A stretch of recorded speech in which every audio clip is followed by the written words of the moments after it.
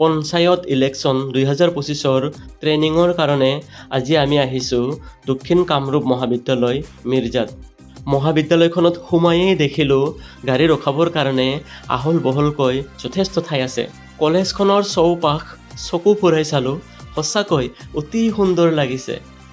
চোৱা চাৰিওফালে ধুনীয়া ধুনীয়া সেউজীয়া গছবোৰ, আৰু এইফালে আমাৰ তিনিজন হেণ্ডচাম ছাৰ চৰাইৰ পাখিৰ মাজত ফটো দিছে। মই এতিয়া কলেজখনৰ বাৰান্দাৰে গৈ আৰু কিছু ভিতৰ ভাল চাবলৈ ইচ্ছা কৰিছোঁ। এয়া এটা ডাইনছৰ বনাই থোৱা দেখিলোঁ, আৰু এইফালে ধুনীয়া ওখ ওখ গছবোৰ। মই গছবোৰৰ নামটো পাহৰিলোঁ বাৰু, জনাসকলে নামটো জনাবচোন। কলেজখনৰ বাহ্যিক অপৰূপ সৌন্দৰ্য উপভোগ কৰিলোঁ, সঁচাকৈ বহুতেই ভাল লাগিল। আশা থাকিল ঐতিহ্যমণ্ডিত এই ধুনীয়া কলেজখনলৈ আকৌ কেতিয়াবা যাবলৈ পাম। শেষত আমি আটাইয়ে বহুত ভালদৰে ট্ৰেইনিংটো ল'লোঁ, আৰু তাত আমালৈ যোগোৱা কিছু লঘু আহাৰ গ্ৰহণ কৰি তাৰ পৰা বিদায় মাগিলোঁ। ধন্যবাদ।